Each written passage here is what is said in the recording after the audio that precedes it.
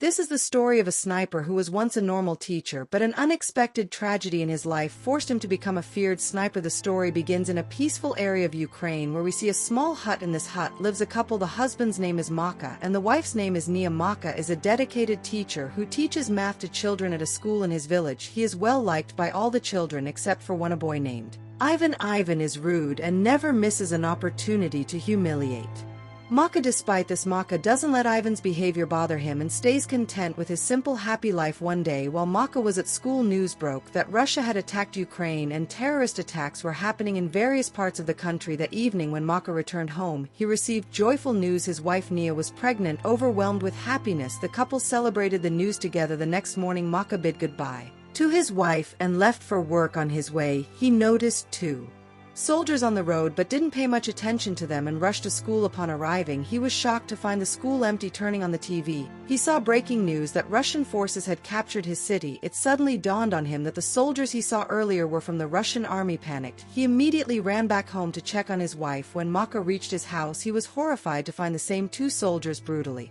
assaulting Nia. Desperate to save her, he tried to intervene, but the soldiers beat him mercilessly as well. He pleaded with them not to harm his pregnant wife, but they ignored his cries. After ransacking his house, the soldiers set it on fire. Watching his home engulfed in flames, Nia, filled with rage, picked up a stone and tried to attack the soldiers. This provoked them, and they fired at her. She died on the spot. Mykola, devastated and heartbroken, could only watch as his wife's lifeless body lay before him. Hours later, two Ukrainian soldiers found Maka in the state they identified him and helped him dig a grave to bury Nia. With Nia's death, Maka's world completely collapsed. He had no home, no family, and no will to live for anything except revenge. Determined to avenge his wife's death, he resolved to join the Ukrainian army and kill the soldiers responsible. The soldiers took Maka to their base. However, their senior officer was suspicious of Maka, fearing he might be a spy, and initially refused to recruit him. Maka shared his tragic story and assured the colonel that his sole intention was to free his country by fighting Russian soldiers. Moved by his determination, the colonel decided to give him a chance, and Maka's training began the following day. Being a civilian, Maka struggled with the rigorous training. A fellow officer took pity on him and taught him how to assemble and disassemble a gun. Despite everyone doubting his abilities, Maka refused to give up and worked tirelessly to improve. Every night, Maka would remind his comrades not to call him by his name, insisting that his code name was Raven. His comrades would determination. One day, Maka's senior gathered all the soldiers and made an announcement that the number of snipers in their group was very low and they needed to increase this number to strengthen their fight against the Russians. He then asked everyone how many of them wanted to become snipers. Hearing this, a few soldiers stepped forward, including Maka, who was determined to become one. Seeing Maka among the volunteers, the senior smirked and said, "You are not ready to become a sniper yet. You can't even assemble or disassemble a gun properly, so becoming a sniper is far out of reach for you." Maka boldly replied, "I just need one chance to prove myself, and I will do this in less than 20 seconds. Hearing his confidence, the senior placed a gun on the table and challenged him. Maka stepped forward, blindfolded himself, and to everyone's astonishment, quickly disassembled and reassembled the gun. It took him only 18 seconds to complete the task. Impressed by Maka's speed and skill, everyone in the room applauded him. Seeing his potential, the senior allowed him to join sniper training. However, during training, Maka was given an old model gun while the other recruits received modern weapons. Maka, feeling the disadvantage, asked his senior for a modern weapon. The senior replied sternly, "If you want that gun, you'll have to prove yourself first." With no other choice, Maka accepted the outdated weapon and continued his training. During one of the sessions, the senior explained a sniper must stay completely still no matter what situation arises and must always keep their aim on the target. To practice this, the senior fired bullets near the recruits, testing their ability to hold their position. Any sniper who flinched or moved was immediately disqualified. When it was Maka's turn, he remained rocksteady, not moving an inch. Even as bullets whizzed past him, he kept his focus on the target, passing the test successfully. In the next phase of training, the recruits were shown their targets briefly before being blindfolded. They had to shoot their targets based solely on memory and estimation. While others managed to complete this task, Maka failed because his old gun made it nearly impossible to aim accurately. The following training session was even more challenging. The recruits had to shoot their targets at night, using only the brief illumination of flares. When the senior released the flares, most of the recruits fired blindly, missing their targets entirely. Mykola, however, did not shoot immediately. Instead, he used the brief light of the flare to calculate the distance of his target, and applying his knowledge of mathematics, took a precise shot. His bullet hit the target perfectly. The senior was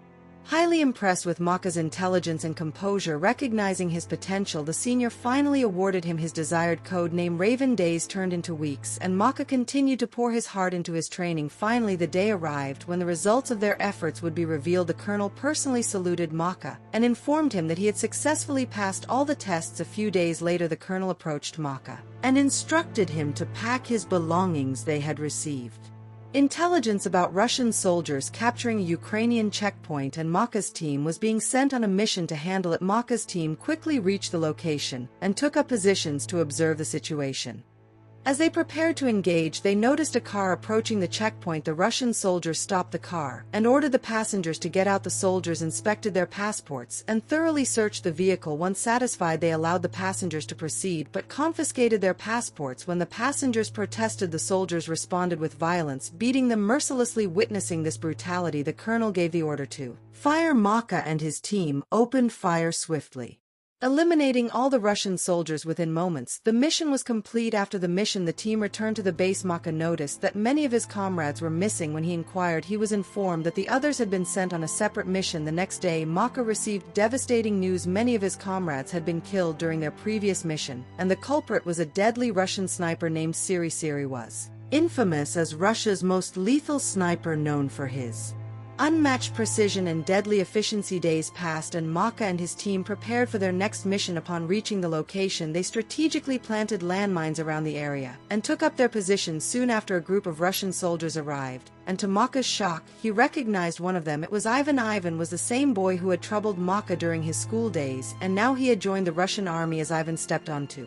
one of the landmines, there was a loud explosion, and all the Russian soldiers in the group were killed instantly. Seeing Ivan's fate, Maka felt a twinge of sadness. However, the colonel quickly reassured him, saying Ivan chose his path by joining the Russian army. His fate was his decision. After completing the mission, the team returned to their base camp. Here, the colonel opened up to Maka, showing him a photo of his family. The colonel revealed that he had 2 daughters, and neither of them knew that their father was a soldier. This moment of vulnerability encouraged Maka to share his own story. He recounted how brutally the Russian soldiers had killed his wife, and how he had been consumed by the fire of revenge. Ever since the next morning, the team left for another crucial mission. They had received intelligence that a convoy of Russian soldiers was going to pass through a specific. The colonel and Maka reached the location and took their position. Soon 2 Russian soldiers arrived and began waiting for the rest of their team. Maka's heart skipped a beat as he recognized one of the soldiers. It was the man who had shot his wife. The soldier was now right in Maka's crosshairs. Maka, seething with anger, asked the colonel for permission to fire, but the colonel